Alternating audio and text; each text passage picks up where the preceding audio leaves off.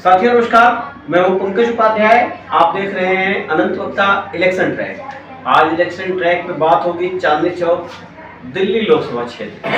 मैं यहाँ बैठा हूँ कुछ साथियों के साथ। भाई इंद्रमणि तिवारी जी हैं, मुखिया हैं यूपी बिहार एकता मंच के। आप एनजीओ चलाते हैं, आप लोग नजदीक से जमीन से रग रग से वाकिफ हैं। आज की चर्चा होगी, आप लोगों से जानने की कोशिश करेंगे कि क्या है मूड यहाँ के जन सरोकार का, सामान्य जनमानस का। तिवारी जी, आप लोगों का कार्यक्रम में स्वागत है। क्या है चांदनी चौक की जनता का क्या मूड है और इस बीच में चांदनी चौक के लोगों के लिए क्या मुद्दे हैं जो छूट गए थे, जिस पे लोग चुनाव लड़ रहे हैं? अभी मुद्दे जो यहाँ है, लोगों को साफ पानी नहीं आ रहा है पीने के लिए। जो केजरीवाल साहब कहते हैं कि मैं पानी बिजली फ्री दे रहा हूँ, अगर एक गरीब इंसान से पूछा जाए जो रिक्शा चलाता है, कमा के रोज 500 रुपया घर में लेके आता होगा, वो भी 20 रुपए की बोतल खरीदता है जी। अगर उसका महीने का एवरेज निकाला जाए 600 से 800 रुपया महीना देता, तो पानी कहाँ फ्री है पीने? दूसरी बात कि लोग अभी त्रस्त हैं, यहाँ महंगाई है। लोग कहते हैं कि मोदी जी महंगाई कर दिए। अरे भैया, दिल्ली में तुम हो तो महंगाई तुम कम कंट्रोल करो ना। तो मुद्दे महंगाई के भी हैं, पानी के भी हैं, कानून व्यवस्था के भी मुद्दे हैं। सारे मुद्दों का अगर निचोड़ निकाल जाए तब भी लोगों की जनता की यही राय है कि आएगा तो मोदी। अच्छा रामनिवास जी, चुनाव तो केजरीवाल गायब से ही है, बीच में जेल भी रहे जी। तो इसलिए वो चुनाव प्रचार भी बहुत नहीं कर पा रहे हैं। चुनाव जब राहुल वर्सेज मोदी हो, कांग्रेस बनाम भाजपा हो, तो ऐसे में क्या ये मुद्दे हावी हैं, पानी वाले, बिजली वाले और कुछ, या लोकसभा वाले मामलों में चांदनी चौक के एक्चुअल मुद्दे? क्या बेरोजगारी भी है? सबसे बड़ा मुद्दा अभी दिल्ली के अंदर एक ही चीज है सर, पानी का तो मुद्दा है ही। जो अभी सबसे बड़ा गंदा पानी आता है, जो उसको आप मुंह में माने मुंह की धुलाई नहीं कर सकते हैं, कुल्ला नहीं कर सकते, ब्रश नहीं कर सकते हैं। ये मुद्दा तो सबसे पहले अभी है। उसके बाद अभी सबसे बड़ा मुद्दा है जो केजरीवाल अभी हर पब्लिक के दिमाग में ही घुसा हुआ है। जो केजरीवाल कांग्रेस के विरोध में कहता था शीला दीक्षित को जेल में भेजेंगे, कोयला घोटाला हो गया, 2G वाला घोटाला हो गया, सब जैसे, और एक मनमोहन सिंह चेयर पर बैठ करके सीधे साइन करवाते हैं। आज उसी के साथ जो है से केजरीवाल ने गठबंधन किया और कांग्रेस ने गठबंधन किया। हर आदमी को एक माइंड में मेकअप हो गया पब्लिक को, जो इस आदमी ने कांग्रेस को सारे को जेल में डाल रहे थे, आज उसके साथ मिलकर के इसको गठबंधन से चुनाव लड़ रहे हैं। अच्छा, ये मुद्दा है जी, है ये मुद्दा। क्या नाम आपका? मेरा नाम चोखेलाल है। चोखेलाल जी, हाँ जी। जब इस जगह पे इलेक्शन है और केजरीवाल का मामला पानी पे आके रुकता है, तो पानी दे रहे हैं तो गंदा क्यों? पता नहीं, पानी तो पीने लायक नहीं, कुल्ला नहीं कर सकते। अगर पानी की सप्लाई आ भी रही है तो गंदगी क्यों? साफ भी हो सकती है।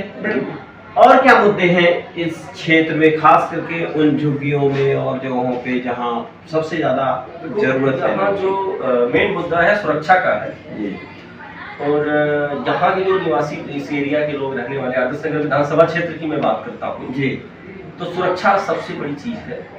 क्योंकि यहाँ विधर्मी भी लोग रहते हैं, क्योंकि मैं एक समुदाय का नाम नहीं लेना चाहता जी जी, उनसे सुरक्षा बहुत जरूरी है और वो सुरक्षा सिर्फ मोदी ही दे सकते हैं। अगर यही कांग्रेस आ जाती है तो यहाँ उन विधर्मियों से जीना लोगों का हराम हो जाएगा। उनकी बहन बेटियां नहीं कर पाएंगी, उनके रोज चोरियां होंगी, रोज पीटे जाएंगे वो लोग, थाने में कोई सुनवाई नहीं होगी। तो ये सबसे बड़ा सुरक्षा का मुद्दा है यहाँ पे आज के, और यहाँ के लिए नहीं, पूरे देश के सुरक्षा की मुद्दा है। अगर हम देश हित में जाएं तो हमें नहीं लगता कि आप बता दीजिए कांग्रेस में कोई पीएम बनने लायक है? क्या राहुल गांधी पीएम बनने लायक है? आलू से सोना निकाल बना देते हैं? तो क्या मोदी जी ने गारंटी दिया है इस बात की कि सुरक्षा देंगे? मोदी की गारंटी तो बेरोजगारी को लेके। बेरोजगारी है कहाँ? आप हमें बता, एक बेरोजगार हमें ढूंढ के बता दीजिए। अरे भैया, जो निकम्मा है, काम ही नहीं करना चाहता है, तो उसके लिए बेरोजगारी तो है ही है। अगर पढ़ा लिखा व्यक्ति है, उस लायक है, जिस लायक अगर वो काम करना चाहे तो काम की कमी नहीं है। आज मैं बता देता हूँ, डाटा बता देता हूँ, पीएफ का डाटा बता देता हूँ, ईपीएफ का डाटा। 18 करोड़ लोगों को पीएफ में नाम गया, उनके अकाउंट में पैसे जा रहे हैं। अगर उन्होंने नौकरी नहीं दी तो 18 करोड़ कहां से आ गए भैया? ये गवर्नमेंट का डाटा आप उठा के दे सकते हैं। आप पत्रकार हैं, आप ITI लगा के निकाल के देख सकते हैं। खंडेलवाल और अग्रवाल जी, दोनों की लड़ाई में कौन कितने पानी में है व्यक्तिगत तौर से? देखिए, विपक्ष के पास कोई लीडर नहीं है, कोई प्रधानमंत्री का चेहरा नहीं है। जितने भी लोग मिले हैं सिर्फ अपने फायदे के लिए मिले हैं। और ये कहते हैं जनता बेरोजगार है, जनता बेरोजगार है। हम कहते हैं कि ये लोग 10 साल से बेरोजगार हैं। सरकार किसी को गठबंधन करो, मिल बांट के खूब खाओ, कोई पूछने वाला नहीं, कोई हिसाब लेने वाला नहीं था कि आपने घोटाला किया तो आप जिम्मेदार हो, आप जवाब दो। तो इसलिए पब्लिक भी इतनी नहीं है, पहले वाली नहीं। नेता ने आगे झूठ बोल दिया तो पब्लिक मान गई। नेता से बड़ा अगर कोई राजनीतिक विशेषज्ञ है तो पब्लिक है। पब्लिक को अच्छी तरह पता है कि 10 साल मोदी जी ने शासन चलाया, 1 रुपए का घोटाला नहीं है। अगर विपक्ष कहता है कि मोदी चोर है तो वो साबित करके दिखा दे। ये पब्लिक है, सब जानते हैं। आपका जी। कहना है, क्या नाम आपका? प्रॉपर्टी का काम करते हो आप। मोदी के स्वर्ण युग में और इसके पहले मनमोहन सिंह मोदी बाबा के स्वर्ण युग में दोनों का काल तो अमृतकाल ही मान के चल रहे हैं आप। मोदी जी का जो समय है, पहले हम देखते थे कि हर जगह लिखा होता था बम फटेगा, इसको छूना मत। पहले जो आतंकवादी थे वो हमारे जो है बॉर्डर क्रॉस करके अंदर घुस आते थे, लेकिन अब जो आते हैं वो बॉर्डर पे मार दिए जाते हैं। पहले जो राइफल था हमें बाहर से मंगाते थे, लेकिन आज हमारे भारत के अंदर राइफल बन रहा है। तो पहले का आपका ये फर्क है। पहले के जो हमारा आर्मी थी उसको छूट नहीं मिलती थी, लेकिन आज आर्मी को वही मिलता है। आज आर्मी बोलती है, लोग जो विधर्मी वो कहते हैं कि हमारे घर से अफजल आएंगे, तो हमारा जो आर्मी है वो कहता है जिस घर से अफजल आएगा उस घर में घुसकर अफजल को मारूंगा, जिस कोक में अफजल पलेगा उस कोक को पलने नहीं दूंगा। तो आज हमारा आर्मी वो है जो मुंह तोड़ जवाब रह जाता है। आज उसको किसी से अनुमति नहीं है लेने के लिए कि हमें इसको मारू ना मारू, इसको पूरी छूट मिली हुई है। मोदी जी का मैं और चीजें बता दूं। मैं अभी गांव की तरफ चलता हूँ। भाई साहब, मैं गांव में रहा हूँ, पढ़ा लिखा हूँ, मैंने देखा है। मेरे घर में बहू होती थी या मेरी माँ होती थी, दिन में अगर उनको टॉयलेट लग जाती थी ना तो सोच जाने को होता था। तो लोग खाना नहीं खाते, पेट पकड़ के पूरा दिन घर में घूमती रहती थी दर्द के मारे, क्योंकि खुले में सोच जाना पड़ता था। और वो रात का इंतजार करती थी और सुबह वो जल्दी उठ जाती थी कि सुबह हो जाएगा तो हम कैसे जाएंगे, लोग देखेंगे। उस पीड़ा को मोदी जी ने समझा और टॉयलेट उनको दिया। नहीं, निश्चित तौर से ये सारे बदलाव तो देश के लिए है ही है। ये अपन जब बात कर रहे हैं चांदनी चौक लोकसभा की, तो पूरी तरह से दुनिया की राजधानियां सबसे सुरक्षित होती है और ऐसे में भारत की राजधानी दिल्ली है। दिल्ली का कंट्रोल, दिल्ली पुलिस का कंट्रोल भारत सरकार के पास है और दिल्ली की पुलिस देश की सबसे चुस्त पुलिस में गिनी जाती है। फिर भी क्राइम एक मुद्दा है।